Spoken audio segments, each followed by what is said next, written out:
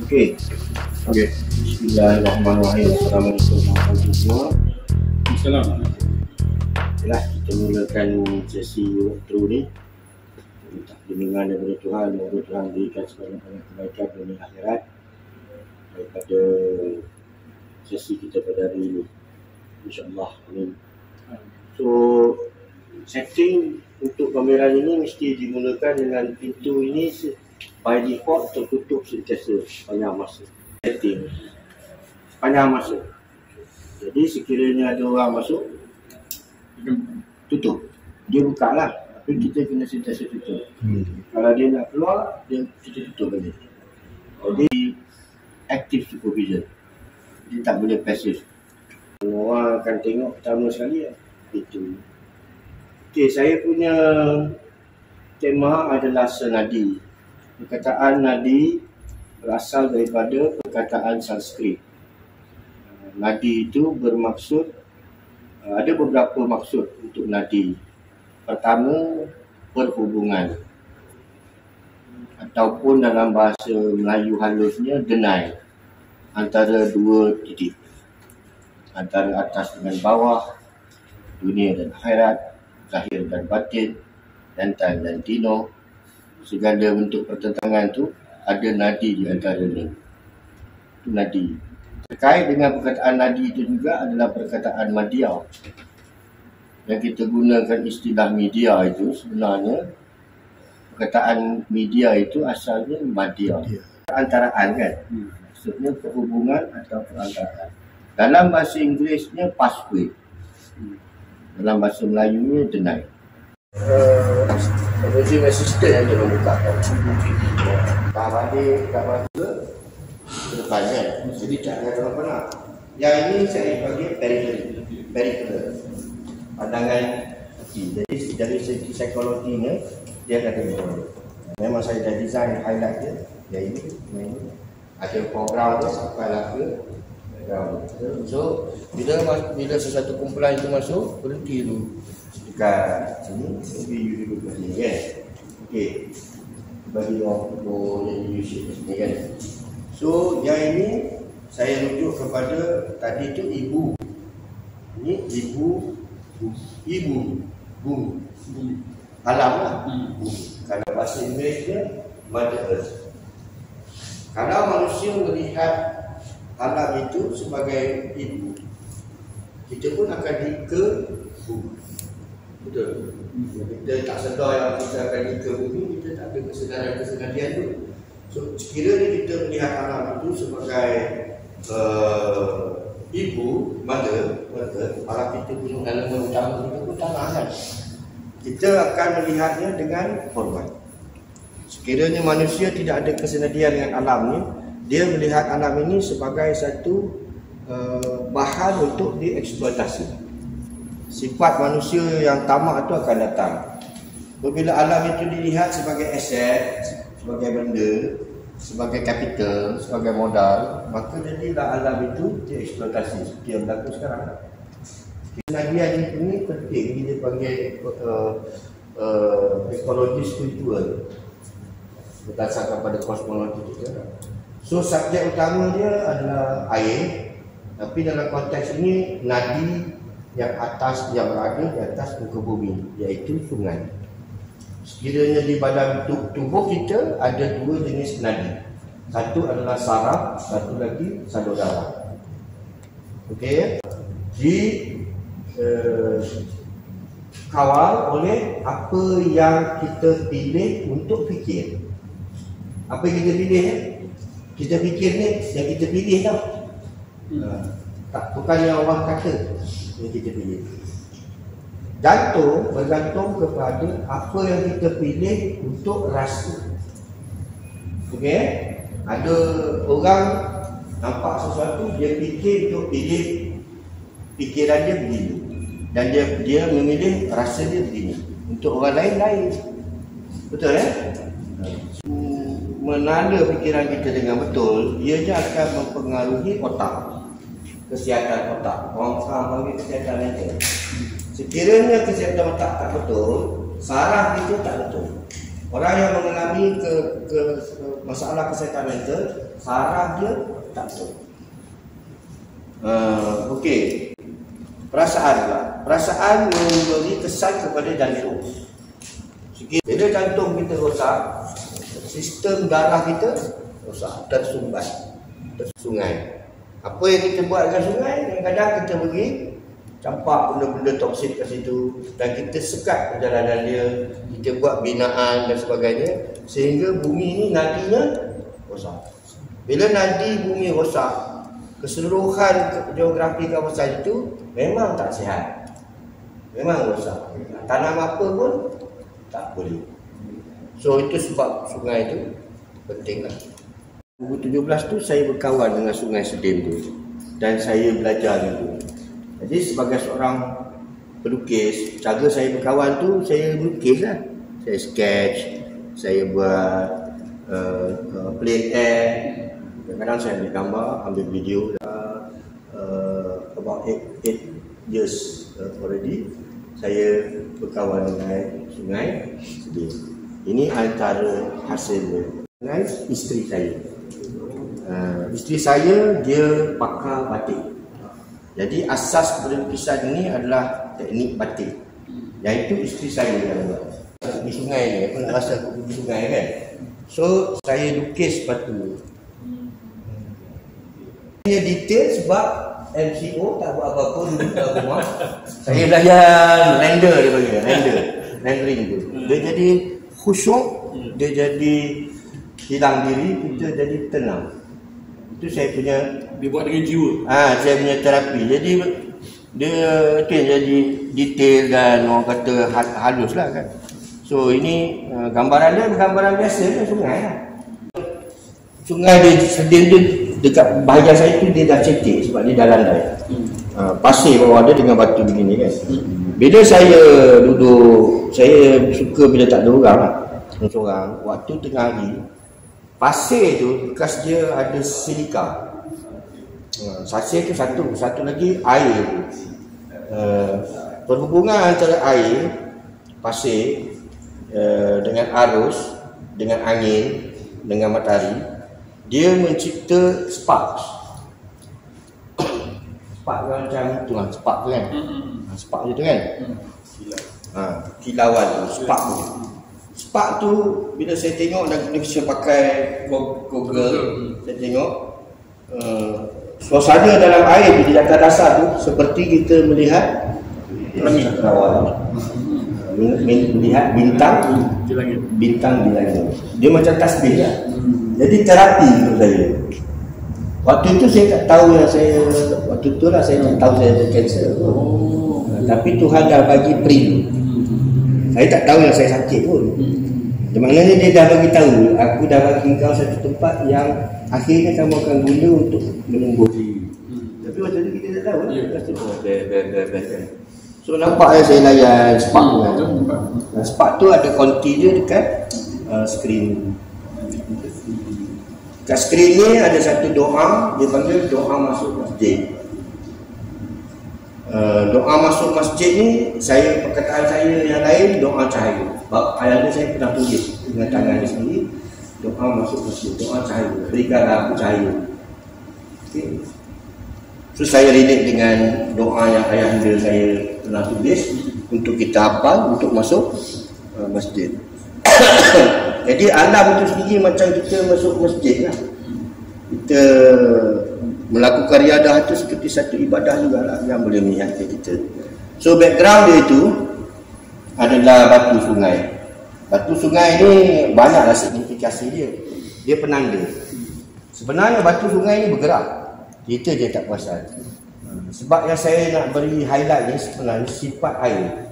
Air ni walaupun batu tu keras granit sebagainya, dia boleh bagi batu tu letup. Dan batu ni sebenarnya dia punya position tu dia mendefinisikan bagaimana air itu mengalir. So dia ni seperti Uda dan Dara lah. Mereka satu pasangan yang romantis. Satu keras, satu lembut. Kedua-duanya menghasilkan satu ekosistem dan ekologi yang begitu indah yang boleh memulihkan kita. Malah kalau kita pergi sungai pun jeram sebagainya, otomatis kita akan rasa seperti kita pulang menjadi anak-anak. Pasal itu saya buat. Tadi di luar ni ibu bapa kan. Dan kita memang rasa ringan lah. Kita boleh float. Betul. Soul kita ringan. Kita rasa semua beban kita, semua kekotoran kepala kita, kebijitan kita hilang. Saya rasa seronok budak kan. Dan memang semua orang pun kalau dia tak tunjuk pun dalam hati dia, bila jumpa air dia sekejap. Jadi dia budak-budak. Kan? Tua bangsa pun jadi budak-budak. Dan jadi budak-budak ni itu secara literal, secara hakikatnya jiwa dia jadi innocent. Sebab ini saya itu pun mandi. Saya itu pun mandi juga. Kedua sebenarnya scene yang sama. Tapi nampak tak dia punya sifat dia translucent, tembus. Kan? Dia tembus. Yang itu pun saya lukislah, tembus. Badan saya tak seketul kan. Sungai itu bersatu dengan saya. Nampak image kan? Sungai itu blend dengan saya. Saya tak seketul kat situ. Kehadiran saya bukan saya manusia, saya ini sungai bapak saya. Ada viral video tu, ini bapak saya punya sungai. Ingat tak viral video tu? Ini bapak saya punya sungai ni. Bukan. Kita masuk sungai jangan main-main ni bapak saya punya sebagai kan. Okey, konsep dia adalah bila kita mandi untuk penyembuhan sungai ni, memanglah tadi saya sebut nadi. Tapi nadi dia antara zahir dan batin. Jadi zahir kita hilang bila kita masuk sungai dalam keadaan yang kita berniat untuk sembuh. Sebab air ini sifat dia rahmah. Apa? Belas kasih dan belas rahmah, melimpah, mengalir tak berhenti-henti. Sebenarnya fitrah dia. Betul ya? Maknanya belas Tuhan itu meliputi semua. Walaupun orang tu tak percaya, air itu sifat dia begitu. Bila kita mandi dan kita ambil sembahyang sebagainya, sebenarnya kita menghilangkan yang zahir untuk dapat yang batin. Maknanya ego kita hilang. Kita bukan lagi diri kita yang pensyarah, berpersemadia, pengarah, kurator dan sebagainya. Kita tak ada yang itu. Okey? Sebab itu dia transcend. Kita jadi hilang. Kita itu bentuk dia macam lam alif terbalik. Nampak? Lam alif terbalik. Lam alif terbalik ni saya tak naklah bagi kuliah akademik. Ada seorang tu penulis tu Nakula, dia penulis, dia menceritakan tentang simbolisme lam alif terbalik. Lam alif terbalik ni tumpal jadi segitiga. Ada dikaitkan dengan bumbung rumah-rumah Melayu. Lam alif terbalik ni dari lam alif lah. Maknanya lam. Ada. Penidakan. Tak ada. Lam. So bila kita kena faham maksud la ilaha illallah, maknanya kita mentiadakan diri kita, yang ada hanya Allah. Tapi tidaklah secara eksplisit. Saya tak gunakan hak dan sebagainya. Malah kalau kita, yang itu saya buat dalam bentuk macam lah takbiratul ihram. Nampak? Ini kan? Okey, yang ini saya kongsi sedikit, saya tak publish. Bila saya gunakan kamera, dia ada apa dia panggil, satu sistem kamera komputer yang boleh merakamkan titik daripada pelbagai sudut. Saya buat takbiratul ihram. Saya dapat hukuman lam alif terbalik. Nampak tangan saya ni, cuma fikir satu titik, saya tarik begini, saya buat begini. Nampak? Yang ini sebenarnya lam alif terbalik. Waktu kita takbiratul ihram itu, kita sudah menidakkan diri kita yang biasa. Kalau tidak, kita tak boleh naik. Kita tak naik sebab kita masih lagi dalam jasad. Kecuali kita tak ada Allah Akbar tu, sebenarnya kita mengatakan tak ada yang lain kecuali Allah. So itu signifikasi lam alif. Walaupun tak ketara lah, saya tak suka eksplisit kan. Sifat makam manusia, kita kena bila kita membersihkan diri, sama ada secara melalui batu ain, solat atau kifayah Macam kita pergi riadah, kita pergi relax, kita pergi santai kan. Sebenarnya berkait dengan konsep hilangkan diri, hilangkan jasad tadi. Maknanya kita naik. Dia panggil naikkan makam kesedaran kita. Kesedaran kita lagi bukanlah kesedaran egoistik, tapi kesedaran yang fitrah kita. Kesedaran kita kesedaran bertuhan. So itu saya buat batu pun naik. Okey, kuda ni kan. Janganlah kata burak pula orang lelaki datang buat siasatan. Ini peribadi. Ini sangat peribadi. Saya beberapa tahun belum saya didiagnose, dululah didiagnose, kuda warna perang datang dalam mimpi saya. Tapi dia tak bawa saya pergi alam lain. Saya berada di bilik saya. Dia dekat tingkap tu, warna dia warna coklat lah. Warna coklat macam ni kan. Dia datang. Tapi secara telepatik lah, dia seolah-olah mengajak saya untuk terbang lah. Tapi melawak je waktu tu, saya langsung tak kerja apa. Saya kata, nantilah lain kali lah aku sibuk. 2 kali dia datang. Kemudian baru saya dapat diagnose. Saya putuskan, saya tafsir itu sebagai dia nak bagi tahu saya, kamu kena berubah. Kamu kena naik ikut aku. Something like that lah yang saya baca begitulah. Kamu kena hasnul yang lama tu kena mati, kena tinggal. Kamu kena jadi hasnul yang baru. Tapi nak jadi hasnul yang baru tu sakit lah. Dia dah bagi tahu awal, semua saya tak sedar. So untuk mengenang itu dia buat. Tapi yang ini saya tak nak buat coklat kan, saya buat jadi macam angelic sedikit kan. So itu kuda ya. Kalau orang tanya pun boleh cakap apa yang saya cakap ni. Okay. So ini semua macam satu pathway lah. Satu pathway ni maknanya deny lah. Deny untuk kita hilangkan diri kita. Dan ubah, kita dekatkan diri kita dengan Tuhan. Dia dah meninggal lah, dua-dua yang dia punya saya dah meninggal. Dia menanam dalam diri saya sifat sayangkan binatang dan alam. Sebab tangan dia hijau, dia tanam apa pun hidup tumbuh. Salah satu daripada tanaman pokok bunga yang paling dia minat, yang dia sayang mengalahkan anak macam anak dia sendiri adalah bunga kertas, bougainvillea. Saya memang membesar di rumah saya itu dengan pokok bougainvillea. Daripada saya kecil sampai saya tua, bila saya balik pun dah ada isteri dan anak isteri, pokok itulah menjadi penanda aku sudah pulang, aku sudah sampai. Jadi mak saya ni memang nature punya bunga, dan dia sudah hardwirekan saya dengan sayangkan binatang dan sayangkan alam. So hardwire tu neuron lah.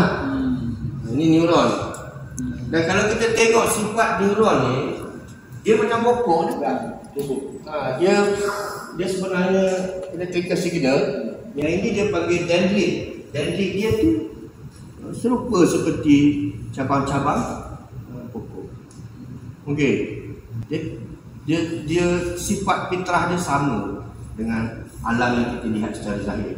Ini pun zahir juga, cuma kena tengok dengan mikroskop. So diri kita semua ni tergantung kepada bagaimana ibu bapa kita dan kita sebagai ibu bapa kita memprogramkan minda anak-anak kita. Okey? So ini terkait dengan neuron. Bahasanya okey, boleh ya? Teknologi lah, saya nak bagi dia terbang ke surga. Dan ada shadow dia. Okey? So memang kasih kepada binatang ni pada saya sangat penting lah. Jadi ada kesenadian antara manusia dengan alam. Dan alam tu suara dan fauna. Ada kesenadian. Layer. Satu sebenarnya dia hexagonal. Hexagonal tu bukan lawan saya. Dia hexagonal. Dia sebenarnya 1, 2, 3 ini. Nampak hexagonal? Hexagonal ni 6 segi. Hexagonal ni kalau nak tengok dalam honeycomb, apa, lebah. Satu hexagonal juga adalah struktur atom air. Dia menyembuh. Masa tu kalau kita tengok, kalau kita makan madu lebah, dia ada kuasa kesembuhan. Sebab dia ada struktur atom dia adalah High second ni penggunaan ruang yang paling maksimum dan pintar sekali. Padat kan?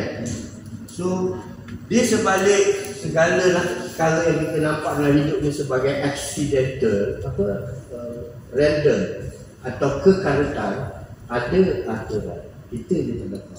Sungai tu kita nampak macam kotak semua, dia sebenarnya struktur dia cantik. Sebenarnya di dalam kekaretan ada aturan. Kita je tak nampak aturan itu. Sebenarnya ada aturan, tapi nampaknya random lah kan. Itu satu lagi, kalau kita lihat bintang lah, dengan saya nak relate dengan spark. Satu lagi yang paling literal lah, hari raya, lampu raya lah. Kan kita balik raya tu kita tengok rumah kita dah kampung kan, balik dah sampai rumah. Dia panggil lampu klip. Okey. Sama dengan itu, konsepnya sama, cuma berbezanya itu ayam hutan. Saya dengan ayam. Prof, sorry, ini ada potensi untuk disentuh.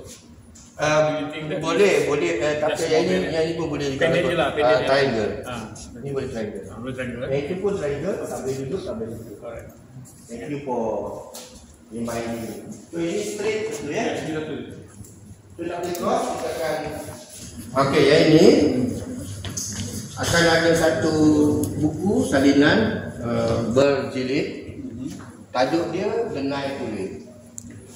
Buku itu rakaman buku jurnal saya lah. Daripada saya mula diagnose sampai alhamdulillah saya sembuh. Lebih kurang setahun. Buku dalam bentuk nota belakaran, nota dalam saiz dia besar tu. Sama frame lah. Dia A4. Tapi horizontal. Boleh di flip. Boleh di flip. Jadi orang boleh duduk.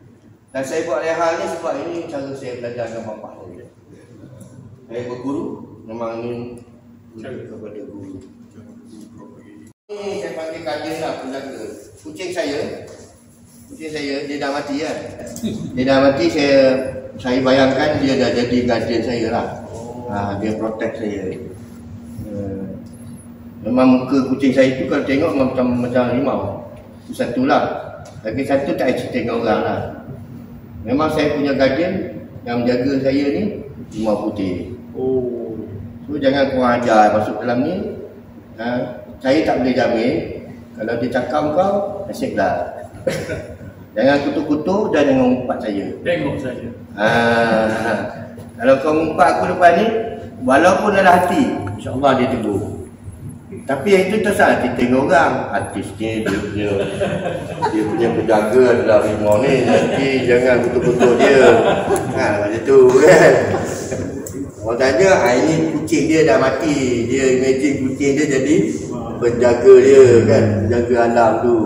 Rimau yang warna putih yang handsome dan comel. Agak perkasa. Tetapi secara metaforik dia, hutan itu ada penjaga. Okey. Jadi kita ni buat masuk hutan, pergi healing kan. Pergi masuk hutan untuk camping kan. Hutan bukan tempat manusia, bukan healing manusia. Kecuali nak cari obat baru masuk hutan. Tapi sekarang ni dah jadi rekreasi. Sebab hutan ni dia ada penjaga. Bukan tempat kita sebenarnya. Okey, so itu signifikasi dia lah. So kalau kita faham kesenadian kita dengan hutan, kita tak kacau kan. Alright.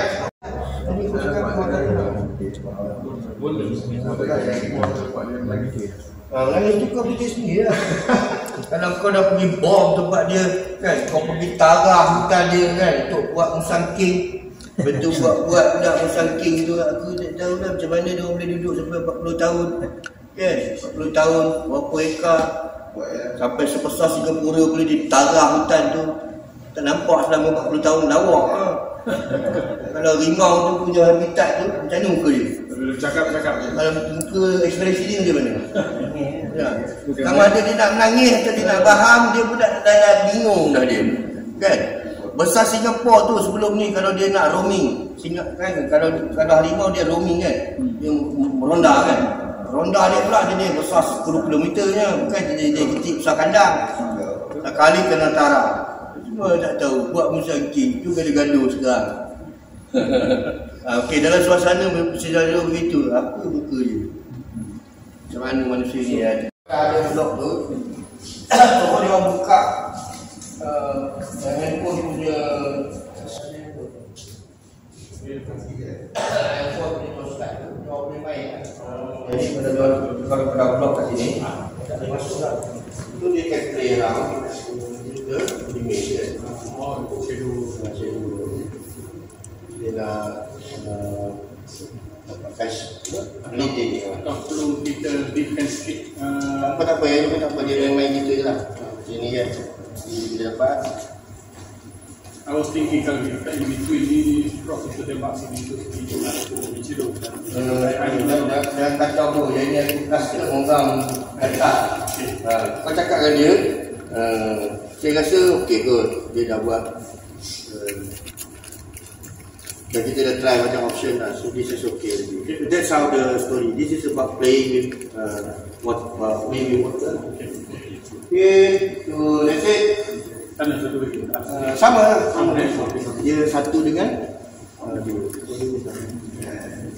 Okey. Buku ni bro. Buku ni tentang rumah Tok Chu. Saya collaborate dengan kawan saya, dia seorang mereka grafik dan fotografer.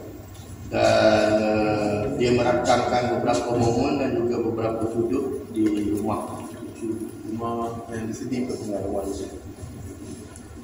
Okey, ini orang boleh duduk dan contoh-contoh lebih kuat saya punya perkongsian. Terima kasih. Fizi ada apa-apa nak tanya? Mana? Boleh ya? Tengok tu dah dapat lah kan. Dan umum lah. Dalam banyak binatang haiwan yang Prof pakai, saya rasa yang paling banyak ni butterfly. Butterfly ni transformasi tu, metamorphosis. Dia asalnya bentuk lain, pom-pom. Dia asalnya ulat. Lepas tu dia jadi ekor. Banyak ekor dia jadi lama-lama kan. So kita pun dengan metamorphosis, kita berubah, tapi berubah tu sikit kan. Ubah kebaikan yang lebih cantik. Sebab dia sifat rama-rama tu, asal dia bukan rama-rama. Dan dia dalam pun tu lama kan. Jadi artis, yang ruang kat bawah. Kalau orang sakit perut, sakit tinggi, sakit sini, rumah tinggi, semua dia yang mesti dan